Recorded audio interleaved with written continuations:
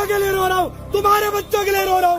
के घसीट के लेके जा रहे हैं। कुल मिला के उनको किसी बात के लिए इतू सा रिग्रेट नहीं है कि बच्चे परेशान है या एग्जाम सिस्टम खराब है। उनको लग रहा है हम भी धक्के खाते थे, तुम लोग भी धक्के खाओ, धक्के खा के कोई नौकरी तुम्हारे हिस्से में आ जाए तो अच्छी बात है, नहीं तो नहीं। 31 जुलाई को एसएससी के एस्पिरेंट्स एसएससी के अगेंस्ट प्रोटेस्ट करते हैं क्योंकि इतने टाइम से तैयारी कर रहे स्टूडेंट्स का एग्जाम ही नहीं हुआ एग्जाम वाले दिन। लेकिन एसएससी में ये चीज़ कोई पहली बार नहीं है। 2017 एंड 18 में भी इनके पेपर लीक्स हुए थे एंड तब भी सीबीआई की इन्वेस्टिगेशन चली थी एंड कुछ लोग अरेस्ट भी हुए थे। लेकिन ये वाला केस उससे काफ़ी अलग है। इस बार गलतियाँ एक्सट्रीम लेवल पर जा चुकी है। टीचर्स प्रोटेस्ट कर रहे हैं, कुछ बच्चों के सर फोड़ दिए गए, वहाँ पे लाठीचार्ज हो रहे हैं। अब इस वाले केस में एक एक करके इनकी गलतियाँ गिनवाता हूँ। पहले तो 7 से 8 लाख बच्चे फॉर्म ही नहीं फिल कर पाए क्योंकि सर्वर में एंड ऑथेंटिकेशन में इशू आ रहा था एंड उन बच्चों को कोई एक्स्ट्रा टाइम भी नहीं मिला। उसके बाद जिन बच्चों ने प्रॉपर रजिस्ट्रेशन कर लिया उनको अपना सेंटर चूज करने की परमिशन नहीं मिली। पहले एसएससी में बच्चों को फॉर्म भरने के साथ उनको 3 जगह चूज करने का ऑप्शन मिलता था कि वो कहाँ जाके एग्जाम दे सकते हैं, लेकिन इस बार उनको ये ऑप्शन मिला ही नहीं, जिसकी वजह से इनको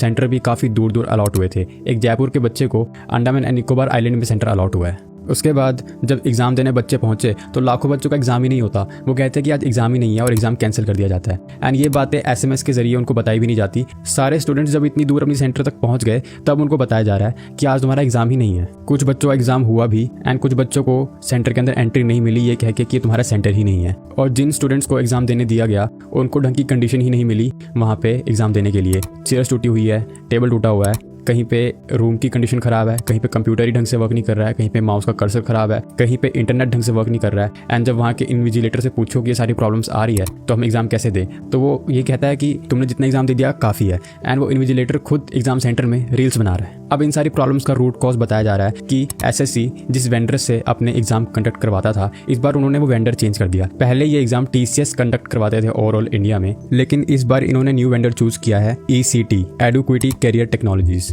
अब एसएससी के हिसाब से तो उन्होंने वेंडर इसलिए चेंज कर दिया क्योंकि वो लोग हमेशा एक ही वेंडर पे डिपेंडेंट नहीं होना चाहते थे एंड ट्रांसपेरेंसी मेंटेन करने के लिए उन्होंने वेंडर चेंज कर दिया। लेकिन उन्होंने एक ऐसा ही वेंडर क्यों चुना जिसके ऊपर ऑलरेडी काफ़ी सारे स्कैम्स के इल्ज़ाम है एंड उनके अगेंस्ट काफ़ी वार्निंग भी इशू हो चुकी है। एंड एक सेकंड रीज़न ये भी है कि जो न्यू वेंडर है उन्होंने काफ़ी कम प्राइस पे ये एग्जाम कंडक्ट करवा दिया as compare to TCS and according to sources SSC ने अपनी कॉस्ट बचाने के लिए ये काम किया है। लेकिन ये रीज़न वैलिड नहीं लगता क्योंकि एसएससी ऑलरेडी अपने एग्जाम्स के फॉर्म फिल करवा के अच्छा खासा रेवेन्यू कमा लेते हैं, तो आखिरकार उनको कॉस्ट रिड्यूस करने की जरूरत पड़ी ही क्या। और अगर पड़ भी गई थी तो उन्होंने ऐसा ही वेंडर क्यों चूज़ किया जिसके अगेंस्ट ऑलरेडी इतने सारे इल्ज़ाम लगे हुए हैं।